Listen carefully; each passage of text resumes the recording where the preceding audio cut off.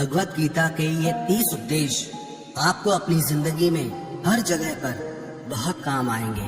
जिंदगी की हर मुश्किल में आपको राह दिखाएंगे। ये दिव्य उपदेश, ये बातें जानना समझना आपके लिए बहुत जरूरी है। इसीलिए इन 30 उपदेशों को आप आखिर तक जरूर सुने। गीता का सबसे पहला उपदेश यह है कि आपके सारे दुखों का कारण किसी को अपना मानना है। आप कभी गौर करना, आपकी जिंदगी के सारे दुख, सारी तकलीफें, सारी चिंताएं वहीं से आती है जहां आपका अपनापन होता है कि ये मेरा है, ये मेरा अपना है। वहीं से आपकी जिंदगी में दुख आना शुरू हो जाते हैं। एक व्यक्ति के पास एक बहुत बड़ा महल था। उसने जिंदगी भर की सारी संपत्ति लगाकर उस महल को बनाया था। आसपास के शहरों के कई लोग उसके महल को देखने आते थे। कई बड़े बड़े सेठ उसके महल को खरीदने की कोशिश करते थे, पर वो महल उसका अहंकार था, उसकी जीने की वजह था। उसका उस महल में बहुत मोह था। एक दिन उसके महल में आग लग गई और वो कहीं बाजार गया हुआ था। जब वो घर लौट कर आया तो उसने देखा कि मेरा महल आग में जल रहा है। अपने घर को आग में जलता हुआ देखकर उसे इतना दुख हुआ। उसने कहा, अगर ये महल नहीं रहेगा तो मैं भी जिंदा नहीं रहूंगा। अगर मेरा महल ही जल रहा है तो मैं जी के क्या करूंगा। वो भी उसी आग में छलांग लगाने की कोशिश करने लगा। तो किसी ने उसे रोक लिया कि भाई, ये जो तुम्हारा महल है, इस महल का सौदा कल तुम्हारे बेटे ने किसी के साथ कर लिया है। जब उसे पता चला कि ये महल अब मेरा नहीं रहा, किसी और का हो चुका है, तो उसकी सारी चिंता खत्म हो गई। जैसे और लोग उस जलते हुए महल को देखकर तमाशा देख रहे थे, वैसे ये भी खड़ा हो गया। इतनी ही देर में उसका बेटा आया। वो अपने बेटे को देखकर बहुत प्रसन्न हुआ। उसे आशीर्वाद देने लगा कि तेरे जैसा बेटा तो बहुत भाग्यों से मिलता है। तूने तो मेरी जिंदगी बचा ली। आज इस घर में आग लगी है और तूने कल ही इसका सौदा कर दिया। वो अपने पिताजी से कहने लगा कि पिताजी, मैं इस महल के सौदे के लिए बात तो करने गया था, पर सौदा अभी पक्का हुआ नहीं है। जब उसके पिता ने ये सुना कि अभी इस महल का सौदा हुआ नहीं है, तो वो फिर फूट फूट के रोने लगा। फिर अपनी छाती पीटने लगा। महल वही है, इंसान वही है, लेकिन जब महल मेरा है तब वो दुख भी देता है, खुशी भी देता है। लेकिन जब वो मेरा नहीं है, उससे मेरा कोई रिश्ता नहीं है, तो सारे दुख ही खत्म हो जाते हैं।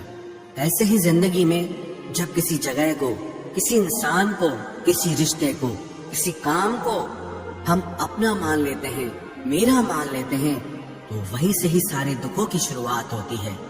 वहीं से हर तकलीफ की शुरुआत होती है।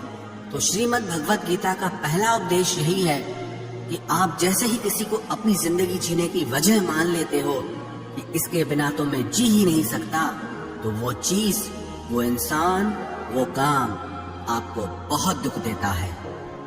गीता का दूसरा उपदेश यह है कि अवश्यमेव भोक्तव्यम कृतं कर्म शुभाशुभम, कि आपने कोई भी कर्म किया हो उसका फल आपको जरूर भोगना पड़ेगा। अगर आपने अच्छे कर्म किए हैं तो जाने अनजाने किसी मुश्किल वक्त में आपको वो आपके अच्छे कर्म उस मुश्किल वक्त से बचा लेंगे। अगर आपने गलत कर्म किए हैं, पाप किया है, तो उसकी सजा भी आपको जरूर मिलेगी।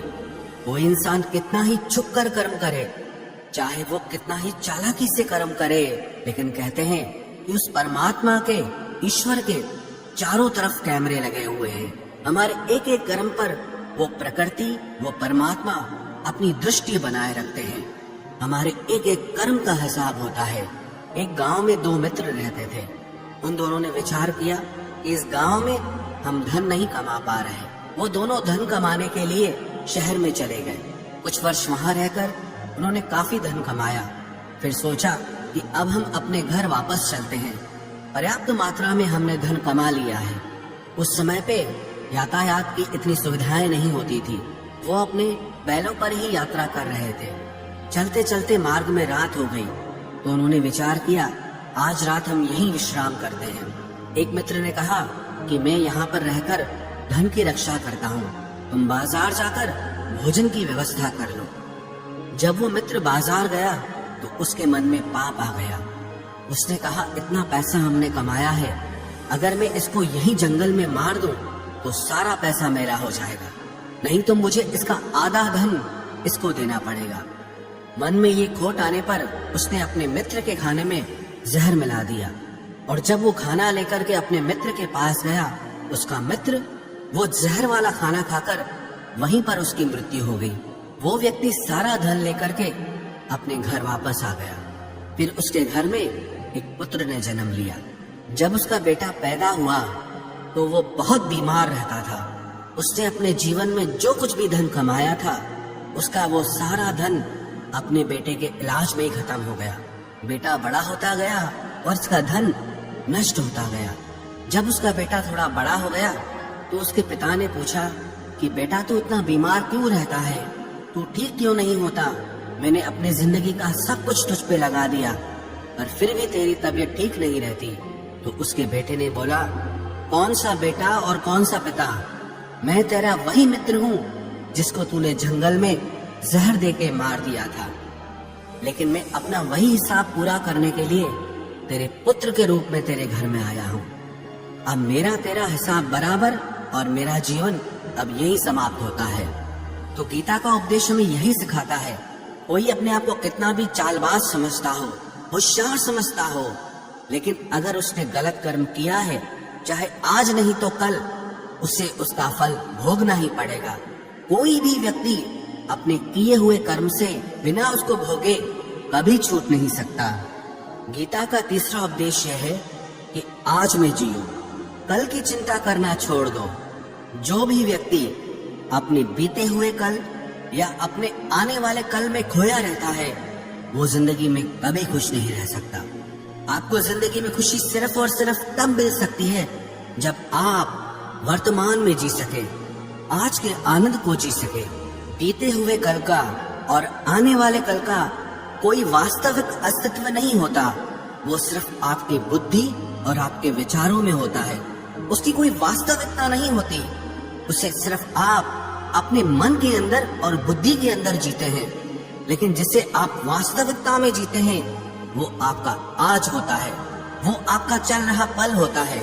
अगर आप अपने मन और बुद्धि को अपने कल में अटका के रखेंगे, अपने भूतकाल और भविष्य काल में अटका के रखेंगे, तो याद रखना आप कभी खुश नहीं रह पाएंगे।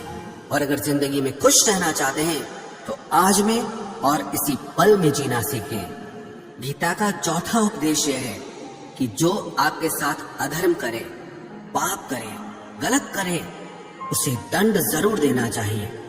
अगर आप उसे सहते हैं तो वो आपके साथ और गलत करता है। अगर आप उसे सहते हैं तो उसके पाप में आप भी भागीदार हो जाएंगे।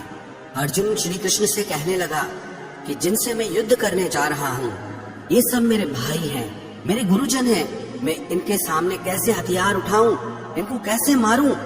तो भगवान श्री कृष्ण ने अर्जुन से कहा कि जिन्हें तू अपना मानता है वो सब अधर्मी हैं, वो पाप के पक्ष में खड़े हैं, और अगर तू इनका वध नहीं करेगा, युद्ध नहीं करेगा, तो समाज में और भी पाप बढ़ेगा। क्योंकि जब कोई ऐसे पापियों को नहीं रोकता है तो ये और भी ज्यादा पाप करते हैं। ऐसे ही जब आपके साथ कोई गलत करता है, आपको चोट पहुंचाता है, दुख पहुंचाता है, और आप वो चुपचाप सहते रहते हैं, तो उससे सामने वाले को बल मिलने लगता है, वो आपको कमजोर समझने लगता है, और आपके साथ गलत करने को वो अपना हक समझने लगता है। लेकिन जब आप उसके गलत व्यवहार को, उसके अधर्म को रोक लेते हैं, उसका विरोध करते हैं, तब वो अपनी सीमा में रहना सीख जाता है। ये कलयुग है। अगर इस जमाने में आपको खुश रहना है तो आपको अपनी रक्षा खुद ही करनी होगी। कोई आपके साथ गलत करे तो उसको कभी नहीं सहना चाहिए, बल्कि उसका सामना करना चाहिए। गीता का पांचवा उपदेश यह है कि किसी से भी हद से ज्यादा मोह कभी मत करना। जिसमें भी आप सबसे ज्यादा मोह लगाओगे, देखना वो आपको जरूर रुलाएगा। मोह की वजह से ही आप किसी के पीछे मरते रहते हैं। मोह के वजह से ही आपको कई बार अपना अपमान भी सहना पड़ता है, और कई लोगों को मोह की वजह से ही अपना अपमान दिखता तक भी नहीं है, कि सामने वाला मेरी इज्जत तक नहीं कर रहा और मैं उसके पीछे मर रहा हूँ। मोह आपकी आंखों पे ऐसी पट्टी लगा देता है कि आपको सच और झूठ दिखाई ही नहीं देता। आपको किसी इंसान का चेहरा दिखाई ही नहीं देता। आप जो देखते हैं, जो सुनते हैं, उसी पर यकीन कर लेते हैं, फिर चाहे आपको कितना ही दर्द मिल रहा हो। अगर आप किसी इंसान को ठीक से समझना चाहते हैं, किसी की सच्चाई जानना चाहते हैं, तो उसके लिए ये बहुत जरूरी है कि आप उसके मोह से जल्दी बाहर आ जाएं। वास्तविकता में रिश्ते दुख नहीं देते, आपका मोह आपको दुख देता है। जिस दिन मोह खत्म, उस दिन आपको किसी भी रिश्ते से कोई दुख नहीं मिल सकता, क्योंकि आपको फिर कोई फर्क ही नहीं पड़ेगा।